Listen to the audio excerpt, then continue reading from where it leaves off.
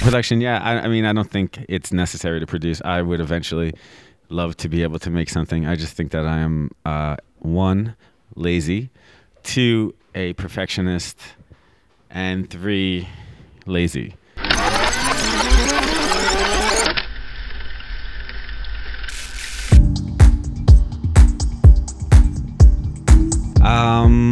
I don't think I ever decided I really wanted to be a DJ until it kind of just happened.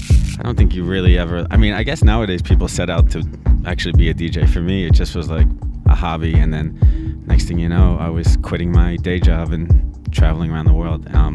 If I hadn't become successful, I don't even know how successful I am right now, but I would say probably I would be hopefully not working in a restaurant in New York, which is what I was doing.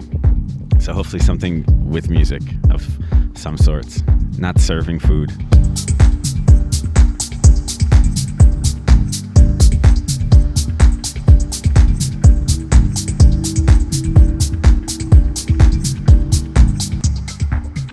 No, I never have anything in mind, actually.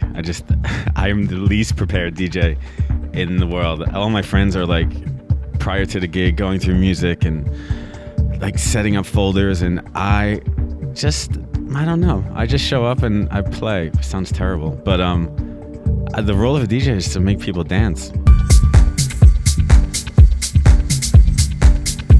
I don't know if it was like a choice. I mean, yeah, I don't produce.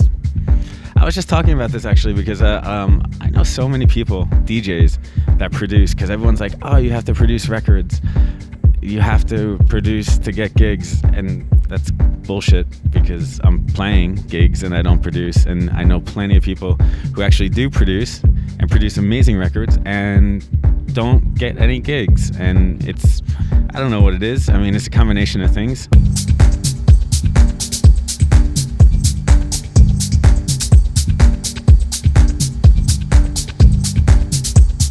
Production, yeah. I mean, I don't think it's necessary to produce. I would eventually love to be able to make something. I just think that I am, one, lazy, two, a perfectionist, and three, lazy. So the combination of all that has I haven't been able to do it. I could sit in the studio and listen to a loop for approximately 2 minutes before I want to kill somebody. It's just too much. I can't listen to loops.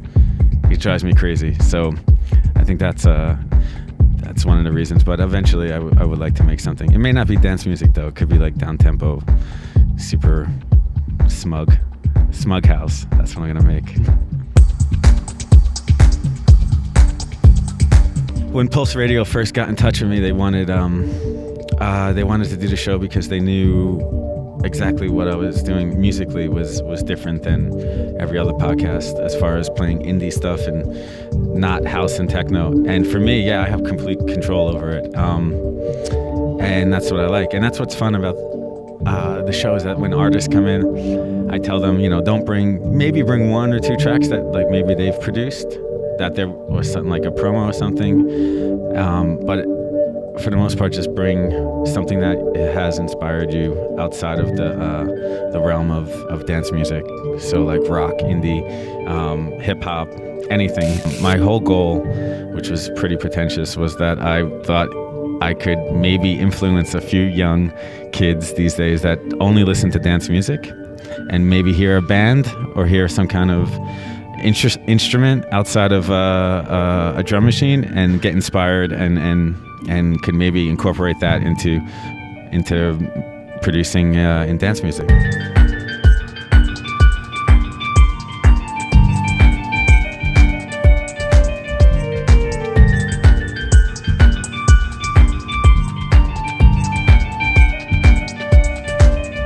That any style of music for a whole night is boring.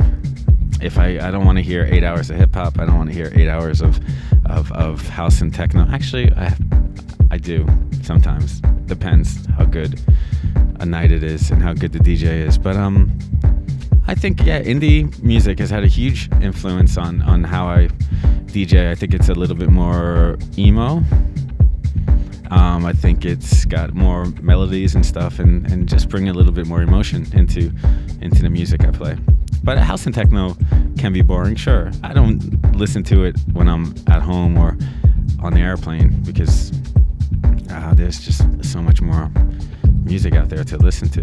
Why would you want to hear club music at home when you're just chilling out? I don't know, that's just me. Maybe I'm old.